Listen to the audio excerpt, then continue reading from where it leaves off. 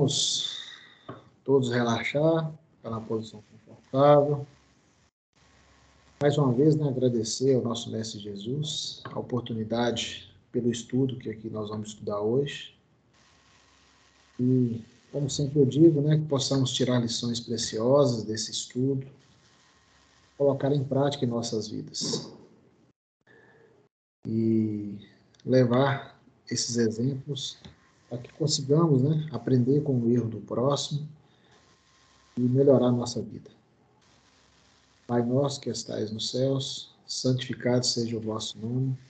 Venha a nós o vosso reino, seja feita a vossa vontade, assim na terra como no céu. Pão nosso de cada dia nos dai hoje, perdoai as nossas ofensas, assim como nós perdoamos a quem nos tem ofendido. Não nos deixeis cair na tentação, para livrar de todos os males. Assim seja.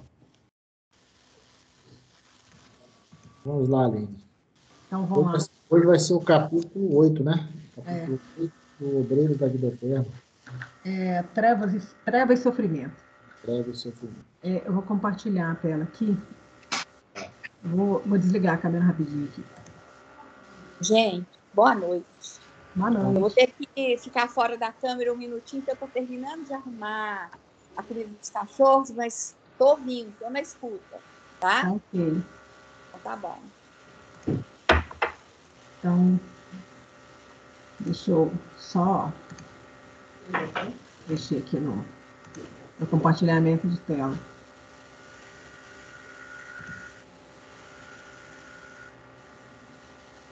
Estão vendo alguma coisa? Compartilhou ou não? Não. Aí.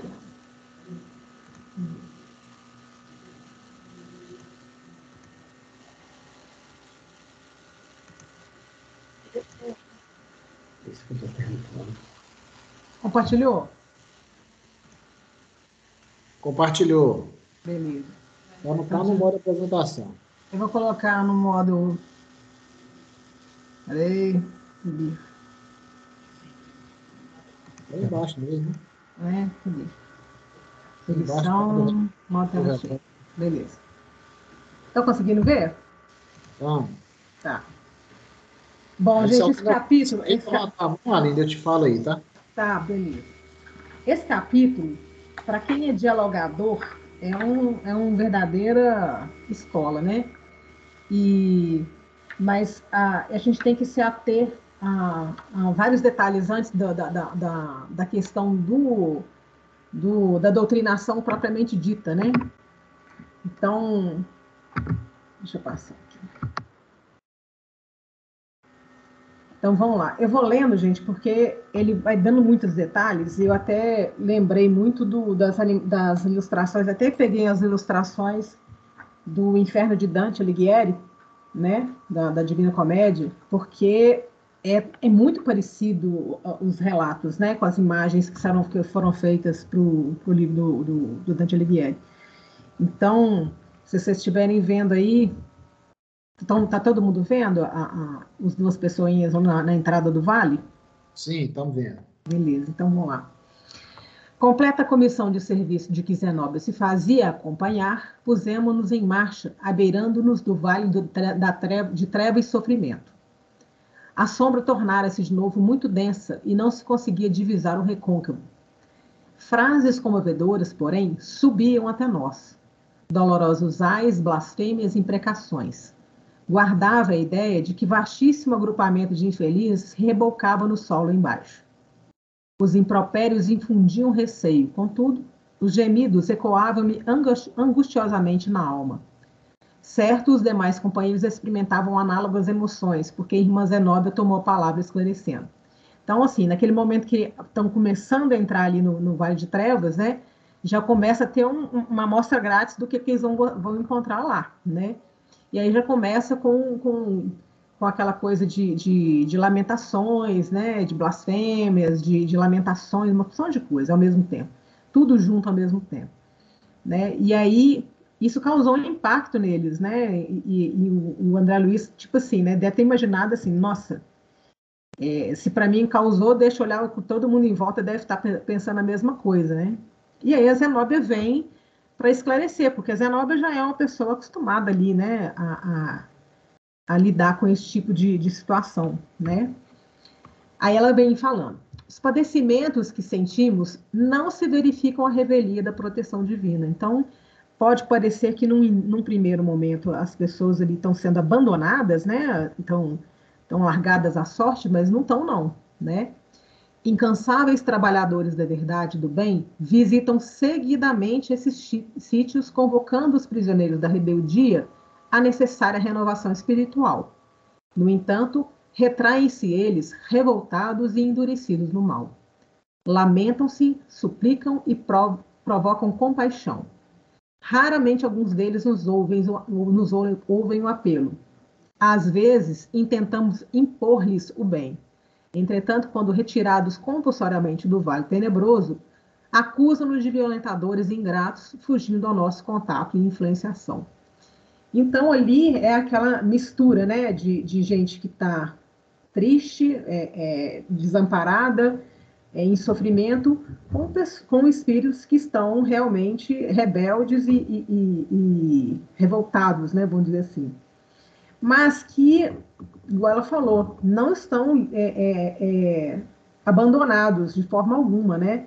Porque toda vez tem trabalhador ali convocando eles para saírem de lá, para poder melhorar, né, o padrão vibracional. Eles só vão sair de lá se eles melhorarem o padrão vibracional e abrir um pouco, né, a mente, o coração e vibrar numa frequência diferente do que está lá. Mas para isso precisa ter um mínimo, né, um mínimo de modificação interna, né? E ali alguns estão quase nessa modificação e outros estão longe disso, né? Então, em reuniões mediúnicas a gente vê muito isso, que o espírito chega falando assim: ah, porque eu estava num lugar muito escuro e tal, mas como é que eu cheguei aqui? Né? Aí a gente vai puxando a conversa e aí a gente vai percebendo que, de alguma forma, em algum momento, eles pensaram de uma forma em Jesus, pensaram em Deus e suplicaram de alguma forma uma ajuda, ou seja, já se colocaram na posição de ajudar, de ser ajudados, já se colocaram na posição de suplicar, de entender, né, humildemente que a sua posição é de inferioridade, mas que quer sair daquilo. Então, aí em várias conversas, em diálogos com espíritos em reunião mediúnica, a gente percebe isso, que em algum momento algo ali despertou neles, algo ali abriu uma brechinha que eles, um mínimo que seja de elevação de vibracional já serve para fazer uma ligação e sair dali, né, com a espiritualidade maior, né? E outros não. Outros, você chega lá falando, eles vão se retrair e levantar resistência imediatamente, né? E aí ela fala também, né, que eles tentam também, né, tirar meio que na marra, né, eles de lá, mas que eles também não conseguem ser retirados nesse sentido, né? Porque você pode tirar o espírito de lá, mas a mente não saiu de lá. A vibração continua a mesma, a revolta continua a mesma, então é uma atração, vai voltar para lá de qualquer jeito, né? Não tem como sair, fazer milagre ali nesse caso, né? Alguma pergunta até agora? Enquanto é tranquila. Tá bom? Então, ótimo. Aí ela fala assim, embora o triste conteúdo, ele fala, né? Embora o triste conteúdo da notificação, Zenóbia Nula fornecia, inflamada no espírito de serviço, a julgar pelo bom ânimo que transparecia de seus gestos e palavras. Olha só que eu coloquei em evidência espírito de serviço, bom ânimo, gestos e palavras. Porque esse é o perfil de todo trabalhador do Cristo, né? Que deveria ter, né? Que a gente deve se esforçar para criar isso em nós e manter isso em nós e melhorar a cada dia. Espírito de serviço, bom ânimo, e isso se traduzir nos nossos gestos e nossas palavras, né? Então, não adianta eu só falar para um espírito uma coisa, sendo que meu gesto não está sendo, como é que fala?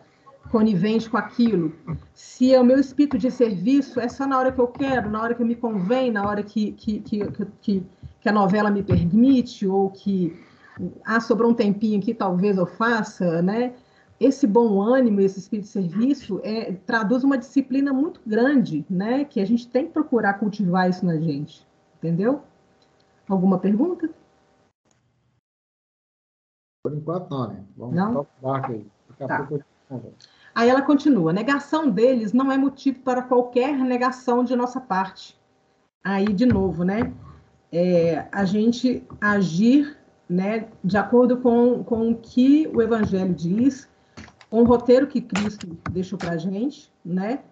E que a gente tem essa mania de ser reativo, né? Então, se um me nega, então vai, fica para aí, como diz, se lasque para lá, né? A gente é muito reativo nesse ponto. E a gente tem a mania de julgar, né? E a gente tem a mania de, tipo assim, de ser pirracento, melindroso e tudo mais.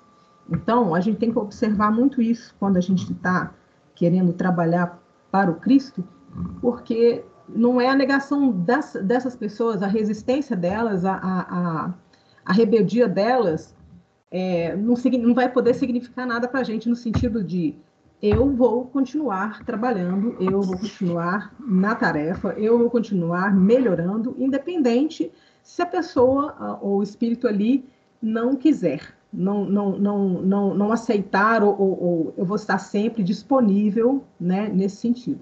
Só um minutinho que eu beber água.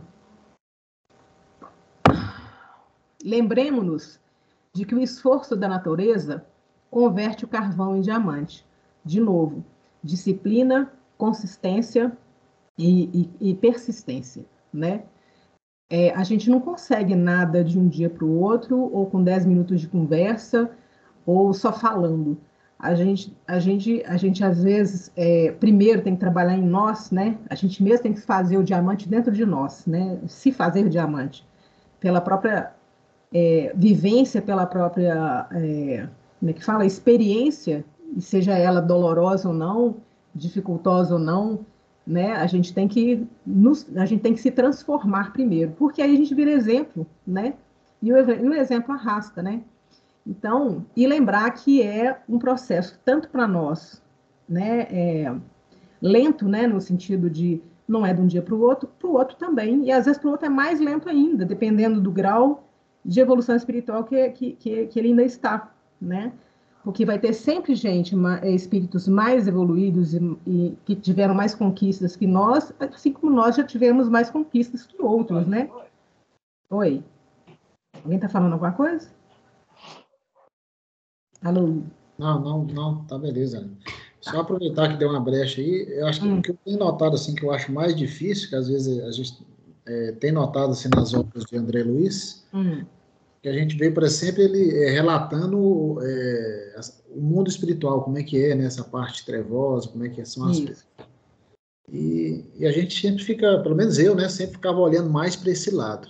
Agora eu estou começando a olhar mais para o outro lado, no caso, por exemplo, tipo para esse espírito que quer resgatar lá. A paciência que tem que ter para poder esperar. Eu acho que aí fala um pouco desse diamante que você está falando aí. Porque não adianta nada eu falar e não fazer. Eu não vou convencer ninguém, mudar ninguém ou inspirar ninguém se eu não conquistei isso para mim primeiro.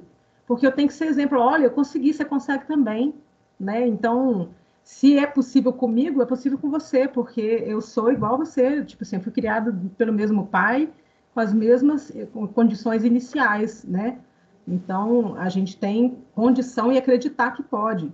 E aí é aquela coisa que o Ailton fala, né, de fé, que a fé não é simplesmente acreditar, a fé é ser fiel, né, às leis divinas, né?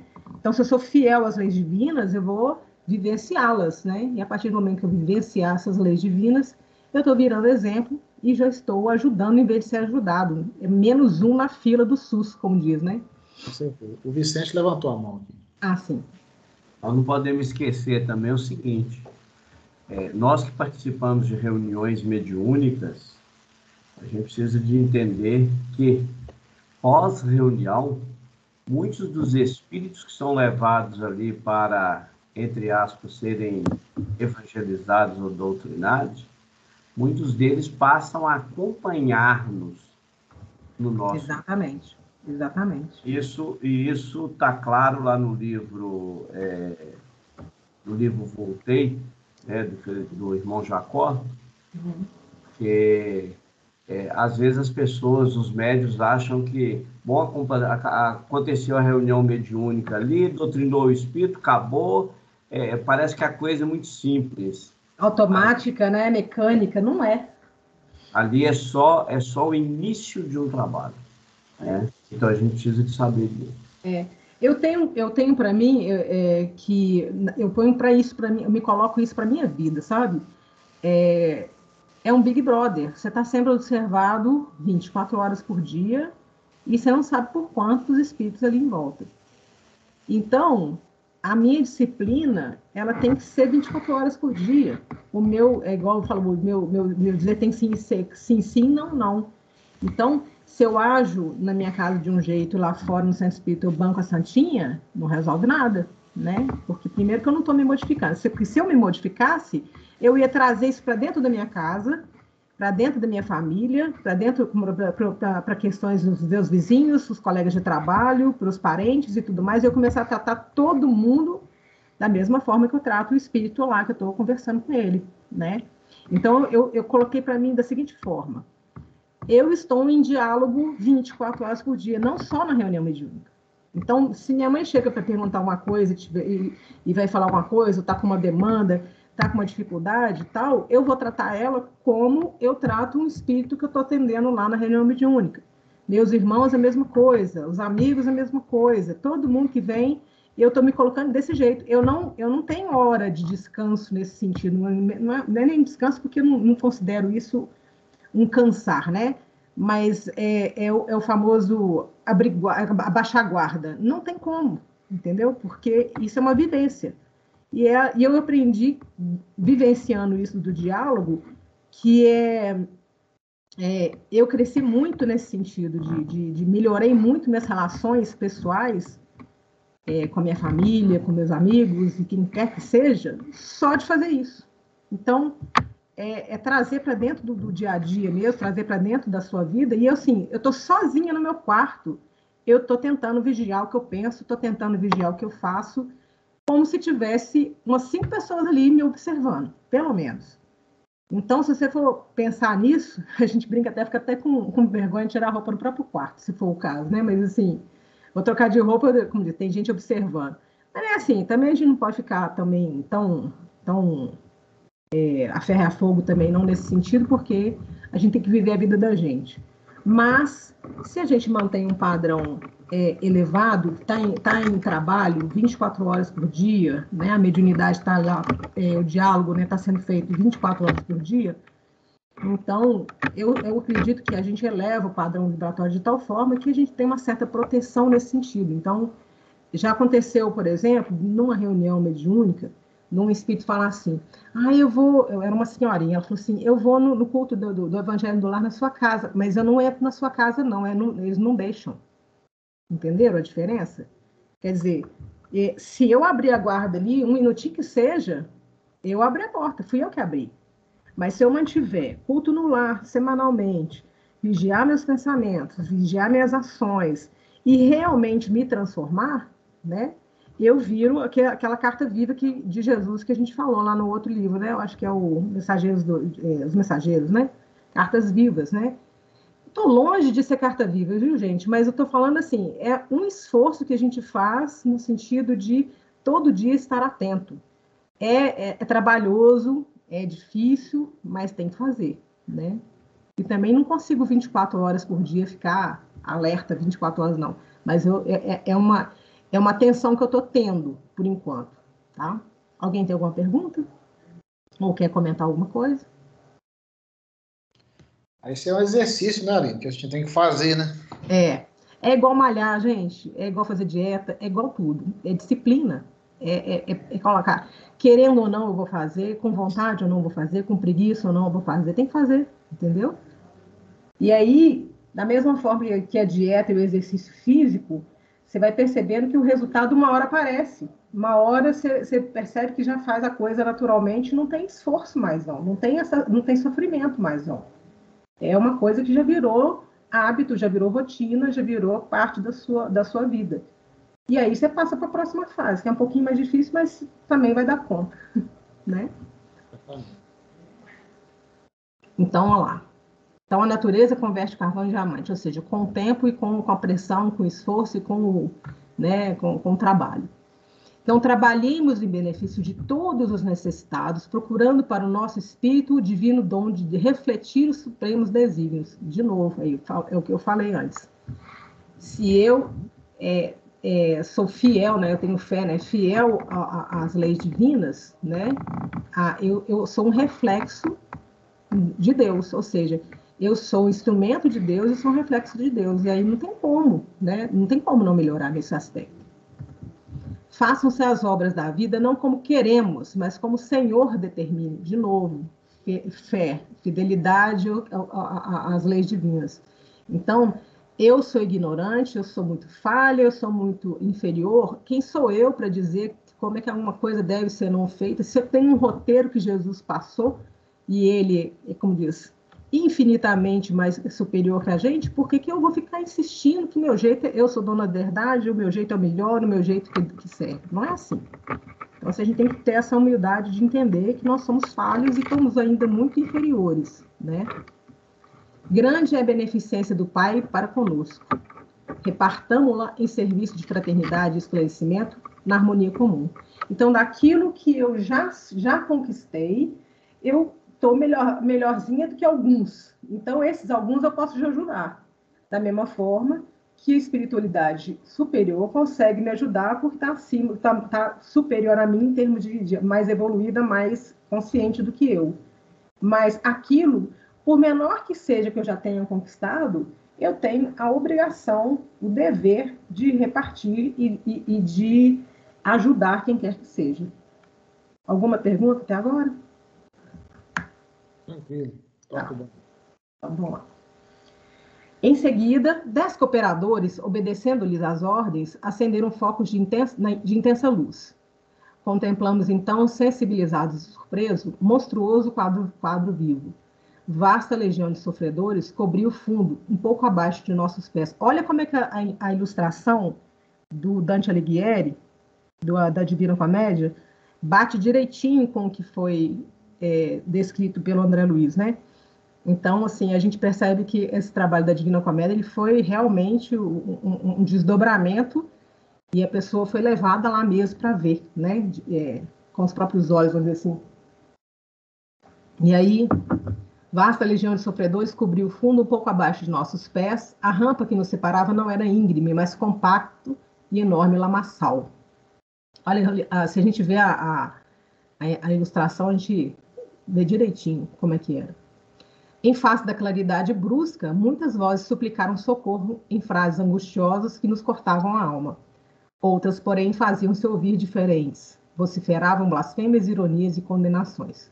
Ou seja, tinha um grupo que era de espíritos, né, que realmente estavam lá em padecimentos, né, e outros que não estavam na mesma frequência, não. Estavam ainda na revolta, no ódio, no mal, né? Então, ali estava tudo misturado.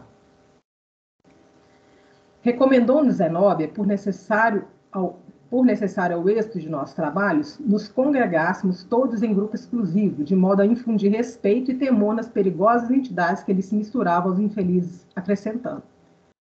Os adeptos da revolta e do desespero encontram-se igualmente aqui, compelindo-nos à severa atividade defensiva. São pobres desequilibrados que tentam induzir todas as situações à desarmonia em que vivem.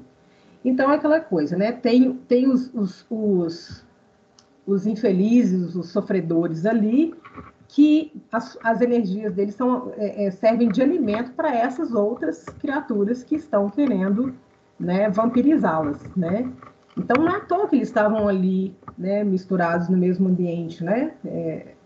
Um estava servindo de alimento para o outro, um vampirizando o outro, né? Um pelo sofrimento, pelo remorso, talvez, né? E o outro pela revolta e pelo ódio, né? Em seguida, solicitou ao padre Hipólito dirigir-se apelo geral em nome do Senhor às vítimas do infortúnio, para que considerassem a necessidade da transformação íntima. Então, aqui ela pediu para o padre Hipólito começar a fazer a própria doutrinação, né? A questão do diálogo, né? E aí, para ver, assim, se vai falar, mas quem vai ouvir, né? Aí vai depender de cada um, se vai ouvir ou não, e como vai receber essa fala dele, né? O ex-sacerdote abriu o pequeno manual evangélico que carregava consigo e leu na relação do apóstolo Lucas a parábola do homem rico que se vestia de púrpura em regalada existência, enquanto o mendigo chaguento lhe batia debalde à porta da sensibilidade. Pronunciou alto e prosaldamente todos os versículos, desde o número 19 ao 31, do capítulo 16. Logo após, enchendo o expressivo silêncio, destacou a sentença: lembra-te de que recebeste os teus bens em tua vida. Constante no versículo 25, e dispunha seu comentário quando certos gritos blasfematórios chegaram até nós, ameaçadores e sarcásticos. Eu tive que olhar qual que é essa parábola do rico e de Lázaro, né? Para entender. Alguém aqui conhece? Já ouviu falar? Não? Não, né? Pois é. E aí... Ela levantou o dedo aí que sabe. Tá bom. Pois é, então, essa parábola já dá um outro estudo, mas eu achei que era bom pontuar como é que fala? A visão espírita a respeito desse texto do Evangelho, né? Então, tá assim, ó. Ora, havia um homem rico e vestia-se de púrpura e de linho finíssimo, e vivia todos os dias regalada e esplendidamente. Havia também um certo mendigo chamado Lázaro, que jazia cheio de chagas à porta daquele, e desejava alimentar-se com as migalhas que caíam da mesa do rico, e os próprios cães vinham lamber-lhe as chagas. E aconteceu que o mendigo morreu e foi levado pelos anjos para o seio de Abraão. E morreu também o rico e foi sepultado. E no Hades, gente, é o Deus, né, das zonas infernais, né, seria, né? Quando eles falam no Hades, é como se falasse no inferno, tá? Ergueu os olhos, estando em tormentos, e viu ao longe Abraão e Lázaro no seu seio. E clamando disse: Abraão, meu pai, tem misericórdia de mim e manda a Lázaro que molhe na água a ponta do seu dedo e me refresque a língua, porque estou atormentado nessa chama. Disse, porém, Abraão: Filho, lembra-te de que recebeste os teus bens em tua vida e Lázaro somente males. E agora este é consolado e tu atormentado. E além disso, está posto um grande abismo entre nós e vós, de sorte que os que quisessem passar daqui para vós não poderiam, nem tampouco os de lá passar para cá. E disse ele: Rogo-te, pois, ó pai, que mandes à casa do meu pai, pois tenho 5 irmãos, para que lhes dê testemunho, a fim de que não venham também para este lugar de tormento. Disse-lhe Abraão: Eles têm Moisés e os profetas, ouçam-nos. E disse ele: Não, Abraão, meu pai, mas se algum dos mortos fosse ter com eles, arrepender-se-iam. Porém, Abraão lhe disse: Se não ouvem a Moisés e aos profetas, tampouco acreditarão ainda que algum dos mortos ressuscite. Isso está em Lucas 16, 19, 31. Essa parábola analisa algumas questões fundamentais relativas à riqueza: utilidade, emprego e provas, desigualdades socioeconômicas, apego aos bens materiais. Proclama também a importância da prática da caridade e revela consequências do egoísmo, do orgulho e da humildade, assim como do desprendimento das coisas materiais. A utilidade e benefício providencial da riqueza é o controle da pobreza, não um obstáculo à melhoria de quem a possui. É um instrumento de progresso espiritual, como tantos outros disponibilizados por Deus. Então, a gente tem as provas, né? Tem a prova da pobreza, a prova da escassez e a prova da riqueza, né? Mas a ideia é que quando você está na prova da riqueza, o correto seria você usar a riqueza em benefício dos outros, né? Para amenizar o sofrimento dos outros, a escassez dos outros, né? E não para ficar simplesmente utilizando a riqueza para mordomias e ostentações, né? Ali, a gente só tem que ter um certo cuidado com essa parábola. Nós tínhamos uma companheira lá dentro do centro e ela sempre citava essa parábola e dava a entender o seguinte, que todo mundo na Terra tinha que ser pobre. Não, nada a ver. Nada a ver. Pobre no sentido material. Uhum. E nós esquecemos, a gente esquece o seguinte, que o fato de ser pobre no sentido material não quer dizer que garante o céu para ninguém, tá? Nada a ver.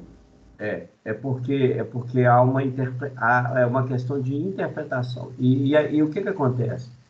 É muito comum a gente não interpretar verdadeiramente o que Jesus disse. Porque Jesus disse, as falas de Jesus é para todos os tempos.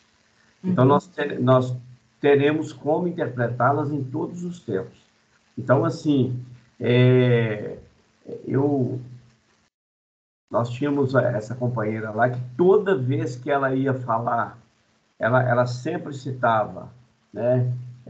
Os ricos vão para os umbrais, porque não usaram bem o dinheiro. Bom, primeiro que ela estava julgando que ela não podia falar todos os ricos.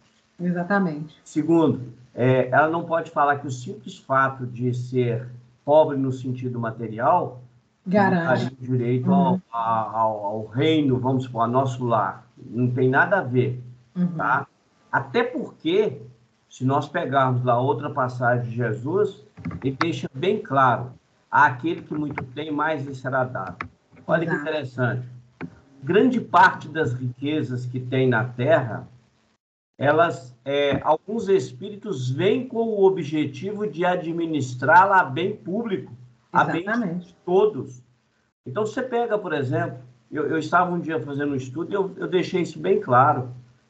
Você tem aí hoje, por exemplo, nós temos aqui no Brasil pessoas que dão emprego aí para 20, 30, 40 mil pessoas. É muita gente. Então, você para e pensa assim, e a responsabilidade desse cara? Exatamente. Mantém esse mundo de famílias empregadas. Então, quer dizer, ele tá administrando os bens de Deus. Agora, ele tem direito de ter um avião? Porque o negócio é o seguinte, basta uma caminhonete para mim que eu resolvo todos os meus problemas. Mas tem gente que precisa de um fusquinha, tem outro que é de uma bicicleta, tem outro que é de um avião, de um helicóptero. Então, a gente...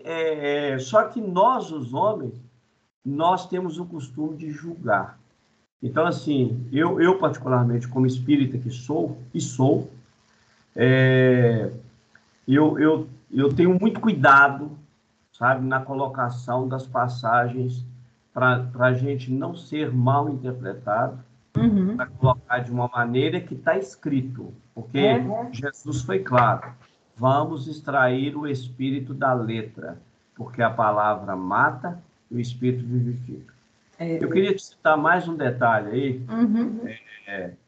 Você passou ali nesse capítulo aqui que você já está lendo, e tem um detalhe ali que a Zenóbia vira para o padre Hipólito e fala com ele, vamos extrair aí uma passagem, né, do Evangelho e vamos ler para os nossos companheiros. Vamos ater a isso, porque nós somos espíritas. Eu falo que a gente não precisa de pegar esse estudo e ler tudo, não. Eu acho que nós temos que pegar o capítulo, estudar ele, interpretar ele, mas marcar aquilo que é mais importante. Eu vejo, olha aqui, sem nenhuma crítica a ninguém, mas na semana passada a Andréia trouxe um estudo perfeito. Por quê? Ela interpretou, ela trouxe para nós, porque o objetivo é esse. O objetivo não é ler o capítulo todo. E eu observo que a maioria de todos nós aqui no estudo, a gente lê o capítulo inteiro, tudo. Todo mundo faz isso. O ideal não é isso. O ideal é a gente pegar e trazer as partes mais importantes para nós discutirmos, principalmente aquilo que nos chama a atenção para a nossa realidade. Então, olha para você ver, nesse ponto anterior, quando ele pede Padre Hipólito para ler para as pessoas, onde eles acendem as luzes, tem dois detalhes aí que nós, como espírita, precisamos de ater a eles. Um, acender a luz. Esse é um ponto. Segundo, falar para as pessoas que estavam nas zonas purgatoriais. Olha, nós estávamos... Ali era uma equipe de trabalhadores, espíritos que, inclusive, grande parte deles que estavam ali já tinham perdido a essência humana. Então, como essência humana e como nós somos estudiosos, nós sabemos que o espírito, a linguagem do espírito era o pensamento. Mas por que lá nas zonas purgatoriais mudou tudo? Já não era mais o pensamento, era a palavra. Porque eles estavam materializados ainda, né? Eles acreditavam que eles estavam materializados ainda, eles ainda precisavam. Não é isso não. Conseguiam ouvir, né, Vicente? Escuta só, é uma das coisas que nós precisamos de entender e parar para entender esses livros de André Luiz é o seguinte, olha bem, quando um espírito sai de nosso lar e vai para a Terra, o que acontece com esse espírito? É como se ele estivesse, como diz a espiritualidade, no fundo do oceano. Ele está revestido com a matéria densa que está aqui. E as zonas purgatoriais não é diferente. Então, eles estão também sujeitos a certas leis que estão ali. Então, eles precisam de imprimir a parte grosseira do seu perispírito para que os seus pensamentos se tornem voz. Isso é um tipo de mediunidade, né, onde ele vai falar, ele está usando de uma certa energia para as pessoas que estão lá possam ouvi-lo, porque o espírito não tem mais esse sistema fonador, mas não. A gente, são pequenos detalhes que tem no capítulo e que às vezes a gente vai deixando passar e não deve, porque é interessante entender quando o Ezequiel diz lá, vocês não têm noção do trabalho que nós temos para auxiliar a passagem de vocês pela Terra, desde que vocês nascem e desde que vocês morrem para o mundo. Pelo menos é o que ele diz. Bom, mais alguém quer comentar? Mas voltando à questão lá do rico e do pobre, o Vicente, eu concordo totalmente com você. O recurso, ele é para ser usado. Não interessa que, como diz, que nível, igual você falou, se é um avião, se é um helicóptero, se é um navio, mas se ele é um recurso que vai ser usado, né, para alavancar o progresso, ele tem que ser usado. Não tem que ficar com melindre disso, não. Eu também sou contra essa questão de achar que todo mundo tem que ser pobre e que rico vai tudo para o inferno. Totalmente errado isso. Então, deixa eu continuar aqui. Sem dúvida, pelos arrastamentos a que dá a causa, pelas tentações que gera, pela fascinação que exerce, a riqueza constitui uma prova muito arriscada, mais perigosa do que a miséria. Eu fico imaginando assim, que as possibilidades de se cometer mais deslizes é muito maior, porque você tem recursos para isso, né? Então, quando você não tem recursos, às vezes você fica até travado, não cai tanto, mas quando você tem muito recurso, aí é muito complicado. É o supremo excitante do orgulho, do egoísmo e da vida sensual. É o laço mais forte que prende o homem à terra e lhe desvia do céu os pensamentos. Produz tal vertigem que muitas vezes aquele que passa da miséria à riqueza esquece de pronto a sua primeira condição, os que com ele a partilhavam e os que ajudaram, e faz-se insensível, egoísta e vão. Mas, do fato de a riqueza tornar difícil a jornada, não se segue que a torne impossível e não possa vir a ser um meio de salvação para o que dela sabe servir-se. Então, é o uso, né? A riqueza não é um mal, muito pelo contrário, ela é geradora de progresso. Mas se você utilizar de maneira desregrada e mal direcionada, ela pode se tornar realmente o motivo da sua queda. Aline, qual que é a maior riqueza que você conhece? Tempo. Para mim, por agora, está sendo tempo. Tá. Então, olha bem, eu vejo que a maior riqueza que nós temos de verdade são os dons que Deus nos deu. Ou seja, as ferramentas que nós recebemos para o nosso despertar. Essa é a maior riqueza. Uhum. Essa é dada por Deus a todas as suas criaturas. Então, quando a Estela está falando aqui, escuta só. Todos os dons que nós temos, todas as virtudes que nós temos, elas são dadas por Deus. São leis divinas que estão impressas e que formam a nossa consciência. O fato de eu usar mal tudo isso, então, eu mesmo me condenarei de acordo com a minha condição e a minha visão. Então, na realidade, a riqueza material, ela é divina, como tudo que está na Terra é divino, tá certo? Agora, a nossa riqueza são nossas virtudes. É a única coisa que nós temos. Agora, se eu usar bem ou mal esta riqueza, é o que eu vou levar como meu fardo, né? Um fardo pesado, ou é o que eu vou levar para a minha continuação da minha jornada, é o meu alimento do dia a dia. Exatamente. Então, assim, eu ainda toco essa mesma tecla que nós precisamos de entender o seguinte, olha bem, você recebe o corpo físico, todos nós recebemos o corpo físico para nós evoluirmos, para nós despertarmos a riqueza que existe em nós, que são valores que ladrão nenhum pode nos roubar, tá certo? Agora, a riqueza material, quando nós nos apegamos excessivamente a ela, nós estamos simplesmente usando uma ilusão, que é uma ilusão humana. Mas também tem um outro lado. Olha o que a espiritualidade diz. Imagina, por exemplo, a Terra hoje tem 8 bilhões de pessoas encarnadas.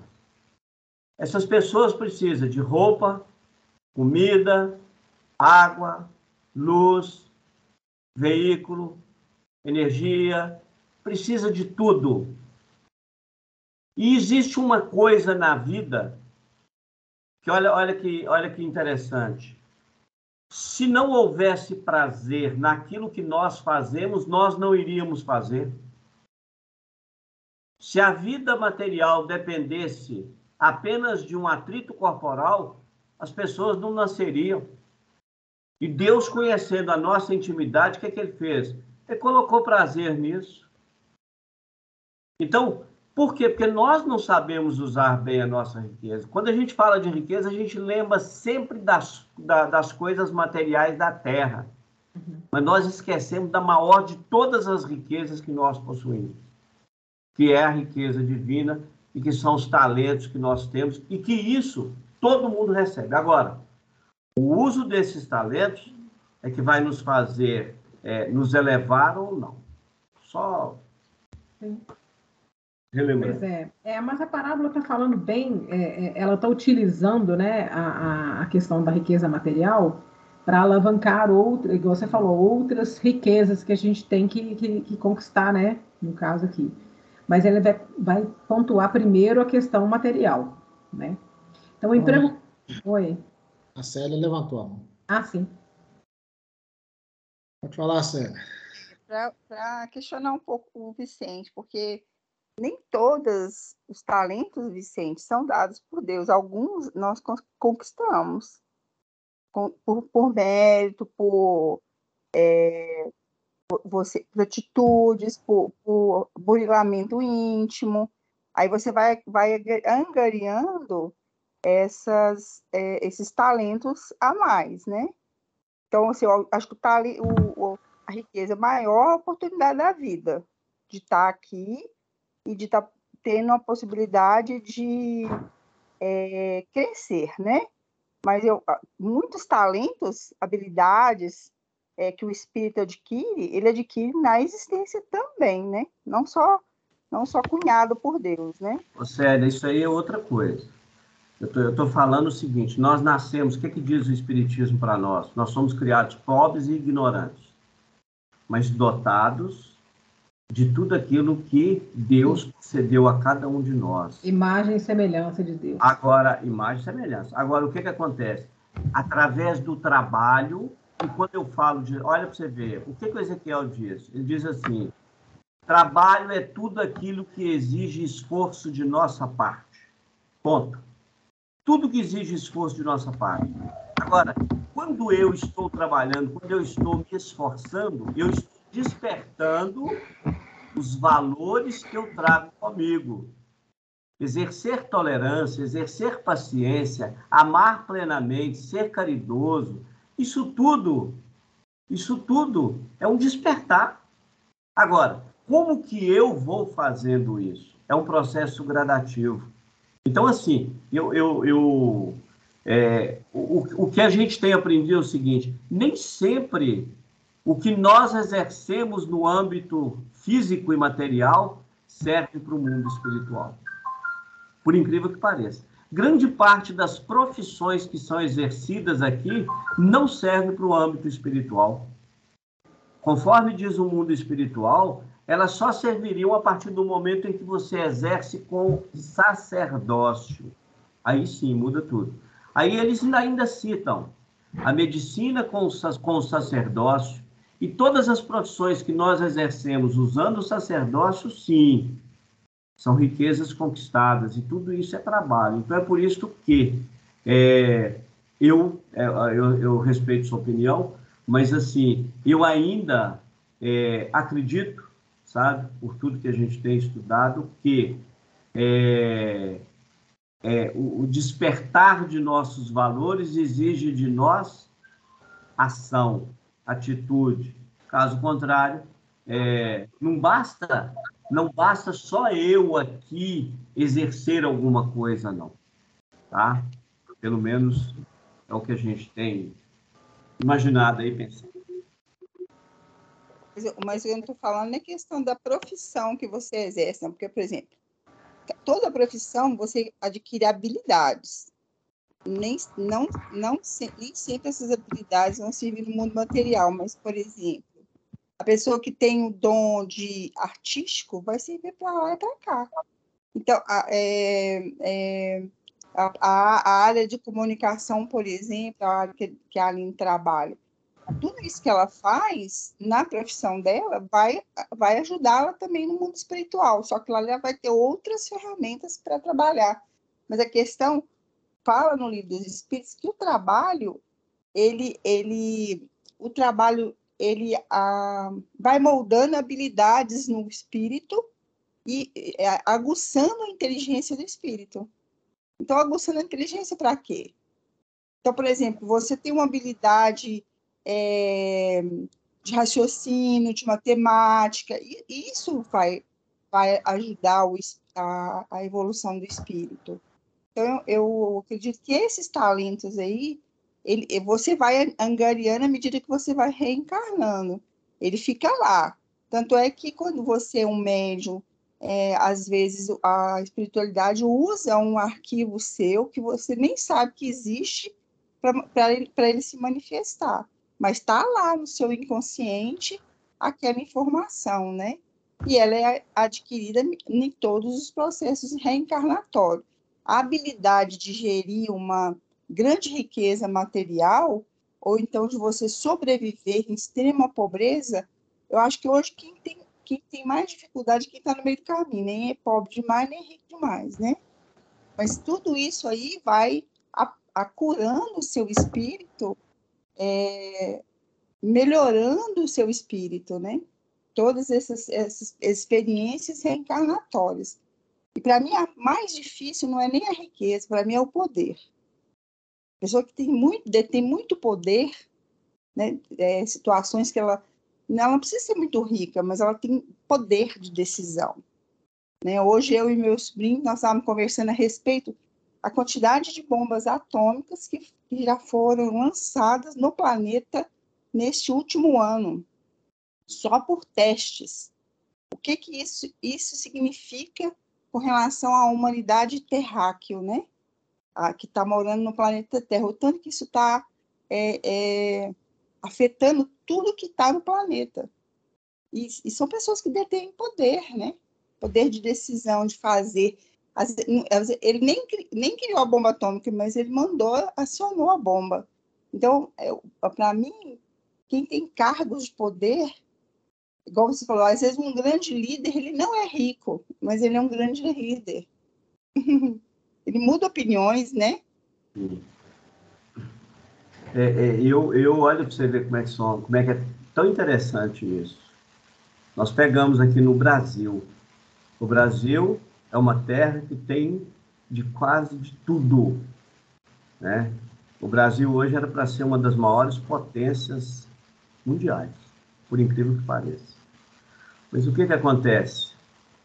A gente está falando, olha, o capítulo 1 da Constituição, o poder emana do povo.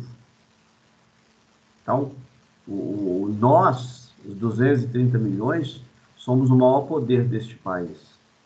Mas espera aí, como que se dá o poder para uma pessoa que sequer consegue administrar a si mesmo? Então, isso é tão complexo, sabe? Isso é tão complexo que nós não deixamos o nosso país crescer. Porque nós, olha, é uma das coisas que eu falo assim, a gente tem o Evangelho de Jesus e os homens interpretam ao seu bel prazer. Do mesmo jeito que nós precisamos das religiões na Terra, as religiões também elas estão mantendo um grupo de pessoas na ignorância, sabe? E aí entra também a questão do poder, porque a religião é um poder violento. Os dirigentes religiosos, eles criam para si um poder violento, e onde nós temos que ter o cuidado. Então, olha para você ver, a grande maioria de nós, não estou aqui citando o nome de ninguém, mas a grande maioria de nós, que detemos esse poder, nós não sabemos nem escolher, nós não sabemos nem eleger, porque nós elegemos por causa de homens. Nós estamos lutando por causa de homens, nós não estamos lutando pelo Brasil. Se a gente parar para pensar, as últimas experiências que nós tivemos no nosso país, nós estamos preocupados com nomes de homens, com siglas. Nós não estamos preocupados com o Brasil. E isso realmente é complexo, né? Então, assim, eu particularmente, você citou aí o poder, né? E por que existem bombas atômicas? Porque nós demos o poder para que eles pudessem criar as bombas atômicas, ou seja, o maior poder somos nós, mas nós somos fatiados, nós nos dividimos. E quando nós nos dividimos, isso é bíblico, está lá, né? Então, o que a gente precisa de fazer? É só na nossa união que nós vamos, sim, conquistar os valores que nós temos, que nós vamos levar adiante essa bandeira, que não é fácil. Mas é só para... E aí eu vou comentar uma coisa que a gente estava comentando aqui, estou na casa de amigos aqui em São Paulo, e a conversa gerou muito nesse sentido, de que existe uma demonização do rico, demonização de quem é empresário, por pessoas que não têm entendimento, acham que o rico está ali só para explorar, só porque ele é o vilão da história, né? E não é. Aí de nós, se não tivéssemos pessoas que tivessem riqueza, que tivessem indústrias, que tivessem esse poder de gerar emprego, né? De gerar riqueza, de gerar investimentos em pesquisas e tudo mais, né? Isso é uma ignorância muito grande, né? De achar que o rico é um vilão. Olha que absurdo. Ô, Aline, eu fui funcionário público 42 anos, 40 anos. E fui patrão também 40 anos. Eu tenho hoje 13 funcionários. A Estela me acompanha aqui. Todas as quartas-feiras eu saio do centro e venho trabalhar. Às vezes tem quarta-feira que eu vou dormir depois de meia-noite. E só acordo às 5 horas da manhã. 5 horas eu estou acordado. Levanto mais ou menos 5h20 estou levantando, mas acordo. Olha que interessante. Eu conheço os dois lados, o que é ser patrão e o que é ser empregado. Por que todo mundo no Brasil, quase todo mundo, quer serviço público? Porque sabe que o serviço público é um lugar garantido, tá certo? E que o sujeito está ali para esperar. Conheço muita gente trabalhador, mas conheço muita gente que está ali esperando só aposentadoria. Infelizmente, a realidade é essa. Agora, vão responder por isso? Claro que vão. Claro que vão. Né? Então, assim, eu particularmente, sabe, eu falo mesmo, administrar riqueza não é algo tão simples como parece, principalmente a riqueza material. É muito difícil administrar. A prova disso é o seguinte, olha para você ver, recentemente aí, o governo federal criou aí esse projeto aí para as pessoas saírem do sufoco em que elas se colocaram em dívida. A maioria dos brasileiros não sabe administrar a própria vida, as próprias contas, eles não conseguem administrar. Exato. Então, por que às vezes certas fortunas têm que ficar ainda, no momento, ainda nas mãos de poucos?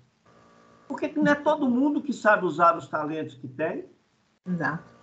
Então, você pega, por exemplo, vamos buscar lá em Nosso Lar, por que o governador de Nosso Lar está há 200 anos no cargo? Porque tem competência. Por que a maioria dos ministros de Nosso Lar tem mais de 100 anos no cargo? Porque eles estão ali por competência. Eles não estão ali porque alguém elegeu eles. Eles não estão ali porque alguém falou, não, ele é meu amigo e ele vai... Não tem politicagem na história, não. Não existe politicagem. Ali é a política do Cristo. Então, é conquista mesmo, é trabalho, é esforço. E a gente, nós que somos estudiosos, nós vemos isso nos livros de André Luiz. As pessoas estão na direção dos trabalhos é porque eles têm competência para tal. Caso contrário, eles não estariam ali, que o mundo espiritual não vai colocar a grande responsabilidade nas mãos de crianças. Não pode. Bom, é o que eu tenho aprendido. Uhum. Você vem aí, para engrossar o que você está falando, a palavra dos talentos, né? Sim. É distribuído, e se você tem responsabilidade com aquilo que te é dado, você multiplica, muito será dado, né? Então, você vai... Eu acredito que essa questão da riqueza material e do poder vai sendo te dado de forma fracionada, de acordo com o teu mérito ou o teu aprendizado. E muita gente fala... A gente tem a história do Luciano, que eu não lembro o sobrenome dele, que era um cara mais rico aqui do estado de Minas, né? Que a riqueza dele foi para os filhos. O que aconteceu quando ele faleceu? Os filhos não tão ricos, milionários, igual o pai era, né? Então, assim, você pode ver que não é só questão de você receber uma herança familiar com relação do dinheiro, que você vai fazer bom uso dela, né? Às vezes a pessoa não tem esse tino administrativo, né? Porque saber reconhecidos são 72 filhos reconhecidos. Antônio Luciano. O inventário dele esteve na minha mão, sabe? E é uma guerra. Agora, era um cara que, para administrar dinheiro, não precisava melhor. Mas ele era um bom administrador. Então, mas para administrar os bens morais, era péssimo. Mas então, agora falam também, né, que qualquer um, né? Falam também que é o seguinte, né, por exemplo, o compromisso e a programação era para ele ser rico, não para os filhos, né? Então, no momento em que ele desencarna, essa riqueza ela passa pelas mãos dos filhos, mas vai, como diz, até pela falta de gerência deles, vai passar para outras mãos. E aí, se não está na programação de nenhum deles ter essa riqueza e administrar essa riqueza, não fica mesmo, não. Não tem nada que segure o dinheiro na mão deles, não. Mas tem a questão do Tina, né? A pessoa... Sim, mas não é à toa que eles nascem sem o tino, não. Entendeu? Administrar dinheiro e se dá bem, né? Eu falo assim que eu falo muito aqui em casa, assim, eu tenho uma irmã que ela tem uma condição financeira muito boa. E a característica, assim, quem tem muito dinheiro, a pessoa que tem muito dinheiro, ela gosta do dinheiro, porque ela não gasta o dinheiro de qualquer forma. Ela sabe usar o dinheiro, né? Sabe gerir, né? Aquele material que ela tem. Então, eu digo assim, quem tem muito dinheiro gosta de dinheiro, então ela administra bem o dinheiro. E quem não sabe administrar, gasta o dinheiro de qualquer jeito, né? A bel prazer, por questões sem pensar, né? Sem pensar, sem avaliar. Né? Muitas vezes fúteis, né? Sim. Gasta com futilidades. Bom, pessoal, acho que semana que vem vai continuar, né, Aline? Não deu tempo, né? Vocês me perdoem o improviso da apresentação, porque eu não tive tempo essa semana. né? E eu já saí de viagem na quinta-feira mesmo. E eu trouxe aqui, continuei fazendo aqui, intercalando uma atividade e outra aqui, para poder estar aqui agora, tá? Mas aí na próxima semana eu já vou ter um pouco mais de tempo. Semana que vem cobraremos mais. Tá certo. Então vamos pedir o nosso amigo Mauro para fazer a oração final para nós. Sim. Mais uma vez, boa noite a todos. Senhor Deus, Pai Todo-Poderoso, agradecemos a bênção do estudo de hoje. Suplicamos ao Senhor, meu Pai, continue nos abençoando. Pai nosso que estais em todo o universo, santificado seja o vosso nome e que esteja em primeiro lugar na vida de cada um de nós. Que venha a nós o teu reino de amor, de bondade, benignidade. Que teu pão de amor e paz nunca venha faltar na vida de cada um de nós. Suplicamos ao Senhor, meu Pai, que derrame suas bênçãos, para que em nome de Jesus podemos perdoar assim como sermos perdoados, assim como os perdoamos aqueles que no nosso entendimento nos têm ofendido. Pai querido, Pai amado, suplicamos a Ti que não nos deixes cair mais em novas ou velhas tentações e nos livre de todo mal, toda tentação, toda maldição, em nome de Jesus. Que a graça, a paz e a luz do Senhor, que excede todo o nosso entendimento, possa iluminar a nossa semana, em nome de Jesus. Amém. Que a graça e a paz do Senhor seja com todos. Sim, já. Gente, obrigada, viu? Boa noite. Tchau. Boa noite. Boa noite. Boa noite. Ô, Vicente. Oi.